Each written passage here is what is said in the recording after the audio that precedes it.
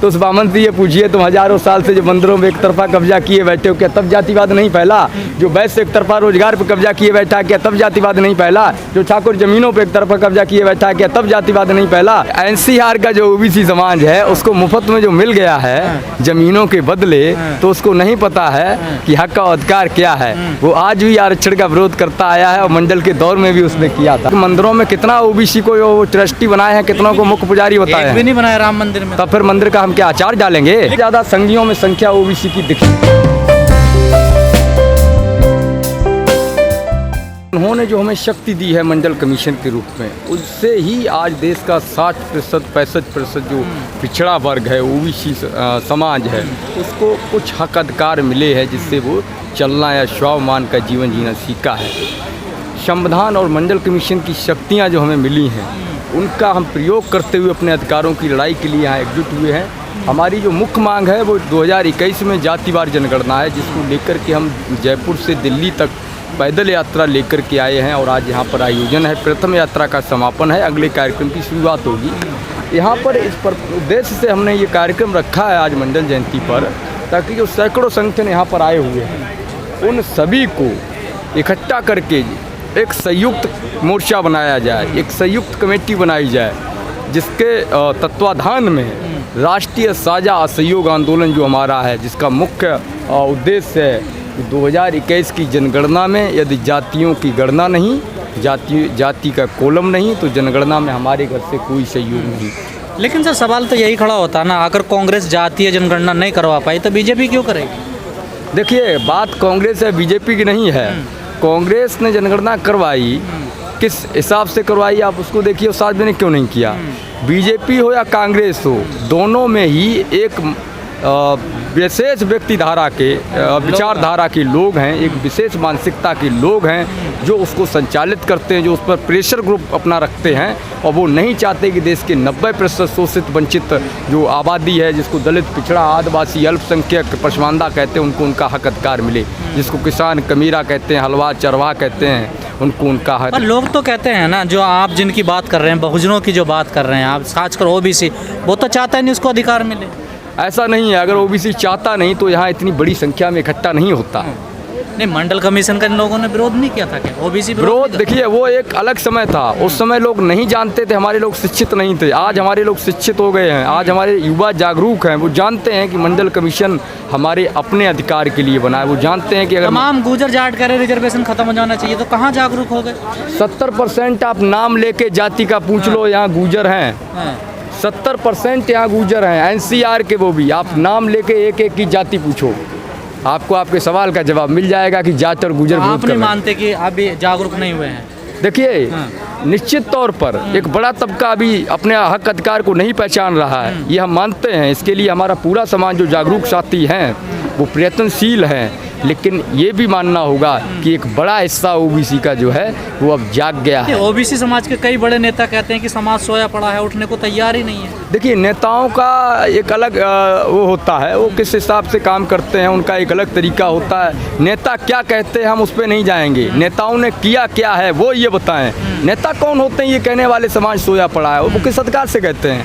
उनको कोई अधिकार नहीं ये कहने का कि समाज सोया पड़ा है। उन्होंने किया क्या है पहले वो ये बताएं, समाज पे वो लांछन न लगाएं। समाज को अगर जगाना है तो पहले समाज के बीच जाइए, गांव में जाइए। नहीं, कहाँ कमी कहाँ रह गई, क्यों नहीं जाग पाया ओबीसी समाज? देखिए, हम लोगों की कमी रही उसमें, जो हम लोग संगठन चलाते हैं, मैं इस वर्ष इसको स्वीकार करता हूँ। जो संगठन चलाते हैं ओबीसी के, जो ओबीसी के लीडर हैं, जो सामाजिक नेता हैं, ओबीसी के सामाजिक कार्यकर्ता हैं, एक्टिविस्ट हैं, उनकी कमी रही है। और कमी इसलिए भी रही है, और एक तरफ से अगर देखा जाए तो उनको भी दोष नहीं दे सकते, क्योंकि हमारे पास संसाधनों का अभाव है, उतनी सारी व्यवस्थाएँ नहीं हैं जो हम गाँव जाकर कैदर कर पाएँ। लेकिन फिर भी जितनी व्यवस्थाएँ हमारे पास, दलितों से भी ज़्यादा कम संसाधन है आप लोगों के पास। संसाधन निश्चित तौर पर जो लोग जागरूक हैं उनके पास संसाधन बहुत कम है। कैसे संसाधन चाहिए आप? देखिए, अगर फील्ड में मूवमेंट चलाना है, कैडर करना है, तो आपको आने जाने की व्यवस्थाएं चाहिए होती हैं, आपको तमाम जैसे मोमेंटम खड़ा करने के लिए लग्जरी गाड़ियां एनसीआर के ओबीसी समाज पे। तो देखिए, एनसीआर का जो ओबीसी समाज है उसको मुफ्त में जो मिल गया है जमीनों के बदले, तो उसको नहीं पता है कि हक का अधिकार क्या है। वो आज भी आरक्षण का विरोध करता आया है और मंडल के दौर में भी उसने किया था। लेकिन आज उसी एनसीआर से यहाँ 60 से 70 युवा खड़े हैं, क्योंकि अब वो समझ रहे हैं कि मेरा हक छीना जा रहा है, मेरे अधिकार लूटे जा रहे हैं, तो वो जागरूक होंगे और निश्चित तौर पर संसाधनों का इस्तेमाल समाज को जगाने के लिए करेंगे। कई लोग सोशल मीडिया पर लिखते हैं कि अगर हिंदू धर्म की अगर कोई सेना है तो ओबीसी समाज है, वो लठ लेकर वो खड़ा है उसकी रक्षा करने के लिए। ओबीसी की आबादी 70% है और निश्चित तौर पर चाहे हिंदू धर्म हो या कोई भी संगठन हो, उसमें अगर आप काउंट करेंगे तो 70% ओबीसी ही पाएंगे, क्योंकि उसकी संख्या अगर सबसे ज़्यादा है तो उसमें सबसे ज़्यादा जागरूक लोग भी आपको मिलेंगे, सबसे ज़्यादा मूर्ख लोग भी आपको मिलेंगे। सीधी भाषा में कहा जाए कि नहीं जागरूक हैं या मूर्ख हैं, मूर्ख का मतलब संगी, क्योंकि उनकी संख्या इतनी ज़्यादा है। अगर उसमें से 1% भी 70% में से अगर संघ के साथ है तो आप समझिएगा कि अन्य समाजों से ज़्यादा उसकी संख्या दिखेगी। तो आपको दिक्कत क्या, ओबीसी तो है प्रधानमंत्री, जातीय जनगणना तो आसानी से हो जानी चाहिए। देखिए ऐसा है, वो ओबीसी नाम का है, वो खुद ओबीसी बन के पैदा हुआ है। एक पैदा ओबीसी में पैदा होता है, जैसे हम पैदा हुए हैं माँ के गर्भ से, जब पैदा हुए तो सीधा ओबीसी पैदा हुए, लेकिन वो व्यक्ति पहले माँ के गर्भ से सवर्ण पैदा होता है, उसके बाद खुद ओबीसी बन के अपने वो हो जाता है। समाज को ऐसे चाहिए क्या? मंदिर तो दे रहे हैं सरकार इस देश को। मंदिर में क्या है, क्या आपको मिलता है? मंदिर अगर वो दे रहा है, आप ये बताइए कि आप ये बताइए कि मंदिरों में कितना ओबीसी को वो ट्रस्टी बनाए हैं, कितनों को मुख्य पुजारी बताए हैं? भी नहीं बनाया राम मंदिर में। तब फिर मंदिर का हम क्या आचार डालेंगे? लेकिन सबसे पहले तो सब वही चलते हैं ना, वो है रामलला हम आएंगे सबसे पहले झंडा तो वो उठाता है ओबीसी। मैंने इसका जवाब पहले दिया है कि ओबीसी की संख्या इस देश में 70% है। यदि 1% भी संघी है तो सबसे ज़्यादा संघियों में संख्या ओबीसी की दिखेगी। तो अगर ओबीसी समाज अगर कावड़ लेने जाता तो आप लोग ऐतराज़ क्यों करते हैं? देखिए, अगर समाज जागरूक नहीं है तो हमारा फर्ज बनता है कि हम उसको जगाने का काम करें। वो आज कावड़ लेके जा रहे थे और हम इधर से मंडल यात्रा, रथ यात्रा, सहयोग आंदोलन की लेके आ रहे थे। जो दिल्ली एनसीआर के गुर्जर हैं, जाट है, जो ओबीसी जातियां हैं, वो तो आर्थिक रूप से बहुत मजबूत है। वो तो इन चीज़ों को जो है कभी आंदोलन किए नहीं उन्होंने, आरक्षण के लिए या अधिकारों के लिए, अपने हक के लिए, वो तो मनुवादियों के साथ में लगे हुए हैं। जागरूक होने के लिए आर्थिक संपन्नता या डिग्रियां मायने नहीं रखती। जागरूक होने के लिए मायने रखता है कि वो किस परिवेश में पला बड़ा है, उसके आसपास के क्षेत्र में कौन क्या शोषण, जो सामंतवाद मनवाद है वो हावी रहा है। जो सामंतवादी मनवादी लोग होते हैं, आप समझिए, आप उनको देखिए, जो संपन्न लोग होते हैं उनको वो अपने एक तरह से कह सकते हैं कि कंट्रोल में रखते हैं या उनके सामने झुके रहते हैं। उनको उनके सामने ऐसे बर्ताव करते हैं कि वो उनके मालिक हैं। ठीक है, तो सर आगे की रणनीति क्या आप लोगों, कैसे समाज को जागरूक करोगे? देखिए, पहले तो हमारी रणनीति ये है कि सबसे पहले जाति जनगणना के लिए राष्ट्रीय आंदोलन खड़ा करना है। इसके लिए जो तमाम यहाँ संगठन इकट्ठे हुए सैकड़ों, उनके साथ मिलकर के एक राष्ट्रीय साझा मोर्चा तैयार करना है और राष्ट्रीय साझा सहयोग आंदोलन पूरे देश में खड़ा करना है। हमारा एक ही उद्देश्य है, अगर जातियों की गणना नहीं होगी तो हम जनगणना का बहिष्कार करेंगे। न सिर्फ जनगणना का बहिष्कार करेंगे, अगर जनगणना नहीं होती है। लेकिन सर, जो ब्राह्मण लोग हैं वो कहते हैं कि हम जाति आधार पर जनगणना करते हैं तो इससे जातिवाद फैलेगा, आपस में मतभेद होंगे, बंटवारा होगा जातियों के बीच में।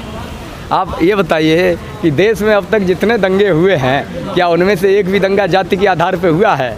उनको जब जो है धर्म की ज़रूरत होती है तो धर्म की तो गिनती करते हैं कि मुसलमान इतना है, हिंदू इतना है। ठीक है, तो धर्म के आधार पर जब देश में दंगे हो रहे हैं, जाति के आधार पे तो दंगे हुए नहीं, तो जातिवाद कैसे बढ़ रहा है? दूसरी चीज़ आप ये बताइए कि जो बामन कहता है कि जातिवाद फैलेगा, तो उस बामन से ये पूछिए, तुम हज़ारों साल से जो मंदिरों में एक तरफा कब्जा किए बैठे हो, क्या तब जातिवाद नहीं फैला? जो वैश्य एक तरफा रोजगार पर कब्जा किए बैठा है, क्या तब जातिवाद नहीं फैला? जो ठाकुर ज़मीनों पर एक तरफा कब्जा किए बैठा है, क्या तब जातिवाद नहीं फैला? अगर अपनी बेटी की शादी करनी होती है तो जाति, पहले जाति देखोगे, उसके बाद पूछोगे कि लड़का कमाता कितना है, पढ़ा कितना है, किस जॉब में है, पहले तो जाति पूछते हो ना।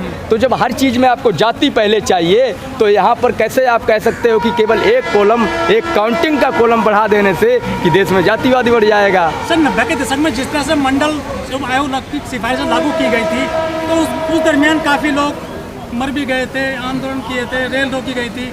लेकिन उसके बाद से ओबीसी के जो युवा हैं, ओबीसी जातियाँ हैं, वो कहीं सड़क पर नज़र नहीं आती आंदोलन करते हुए, जिस तरह से गुर्जर आंदोलन हुआ, जाट आंदोलन हुआ राजस्थान में।